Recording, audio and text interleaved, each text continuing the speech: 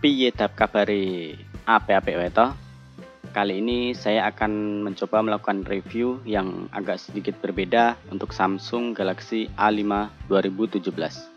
Di sini saya akan memberikan pandangan saya tentang apa yang saya sukai dan yang tidak saya sukai dari Samsung Galaxy A5 2017 ini. Nah, yang pertama kita mulai dari apa yang saya sukai terlebih dahulu. Hal pertama yang saya suka adalah desainnya. Yap, sekilas desain A5 2017 ini mirip sama Galaxy S7 dan membuatnya tampil begitu elegan. Tapi bukan hal tersebut sih yang membuat saya suka, melainkan desain bezelnya yang lumayan tipis, kemudian layar 2,5D dan ketebalan bodinya yang slim. Jadi membuatnya terlihat kompak dan nyaman banget ketika dipegang, meskipun punya layar 5,2 inch. Peletakan speakernya yang ada di sisi kanan sepertinya juga sudah lebih ke bawah dibandingkan J7 Prime yang kemarin saya review. Hal ini membuat frekuensi speaker tertutup secara tidak sengaja jadi sedikit berkurang.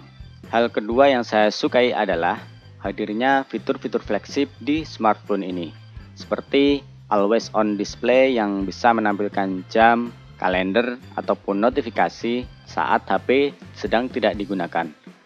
Kemudian ada fitur water resistant dengan sertifikasi IP60X yang artinya bisa bertahan di dalam air hingga kedalaman 1,5 meter selama 30 menit. So, kalau HP kotor jadi mudah kan bersihnya. Selanjutnya, A5 2017 ini juga membawa UI terbaru dari Samsung yang sebelumnya hadir di Galaxy Note 7, yaitu Grace UX, yang menurut saya lebih simpel dan lebih banyak fitur. Yang ketiga yaitu bukan hybrid slot. Yap, untuk masalah penyimpanan 32 GB sebenarnya sudah cukup besar kalau buat saya. Tapi kalau dirasa masih kurang, teman-teman bisa menambahnya pakai micro SD hingga 256 GB tanpa harus mengorbankan salah satu slot kartu SIM.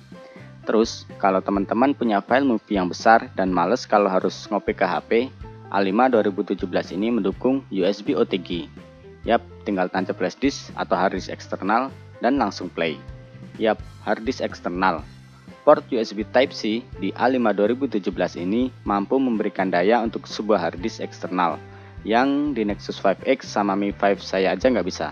Mantap kan? Oh ya, tapi sedikit catatan, konverter yang dikasih Samsung di paket penjualannya itu hanya untuk charging aja. Jadi nggak bisa buat nyolokin flash disk yang punya colokan micro USB. Yang keempat adalah performanya yang mantap. Untuk ukuran kebutuhan saya seperti browsing, nonton video, dan game-game casual yang ringan, A5 2017 ini sudah lebih dari cukup. Baik dari performa multitasking ataupun kecepatan buka tutup aplikasi, CPU Exynos 7880 dan RAM 3GB-nya mampu memerankan perannya dengan sangat baik. Bahkan game dengan grafis menengah hingga tinggi pun masih dapat dimainkan dengan cukup nyaman. Selanjutnya yaitu sensor yang sudah lengkap.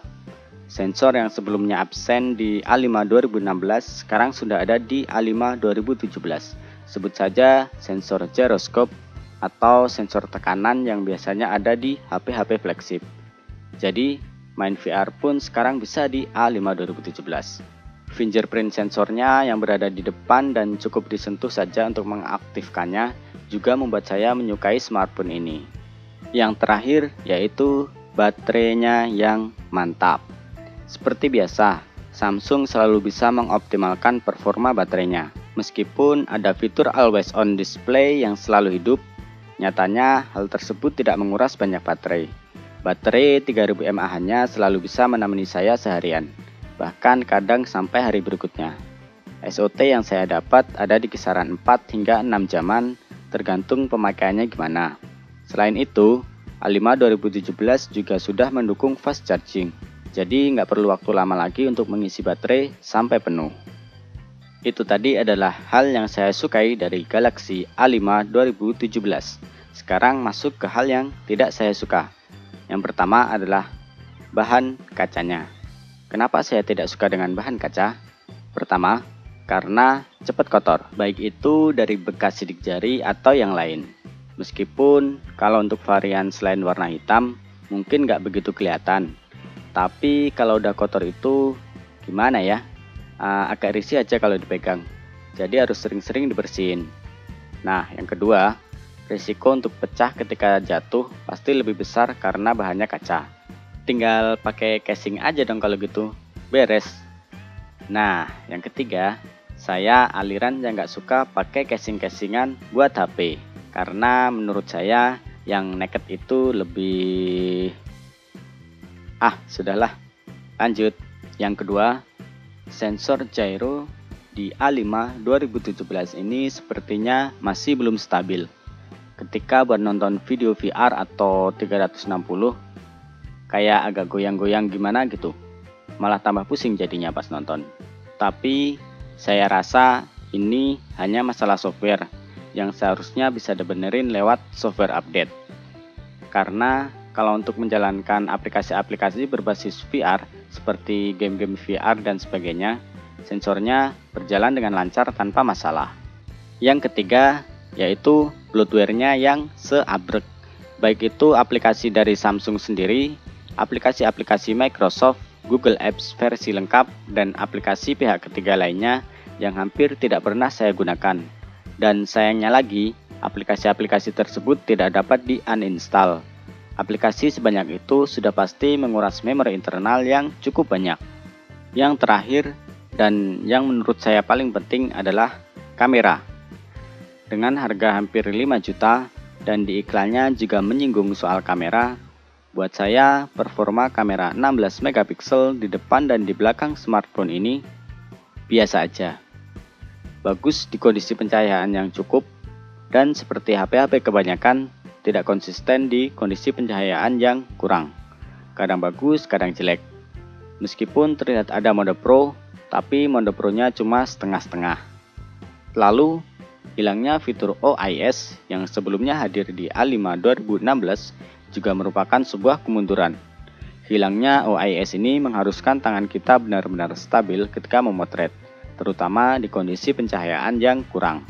Bagi yang mau lihat hasil kamera dari Galaxy A5 2017, saya taruh di akhir video. Oke, demikian tadi adalah 6 hal yang saya sukai dan 4 hal yang tidak saya sukai dari Galaxy A5 2017. Kalau teman-teman ada pendapat lain, teman-teman bisa menuliskannya di kolom komentar di bawah. Demikian dari saya pamit undur diri. Wassalamualaikum warahmatullahi wabarakatuh.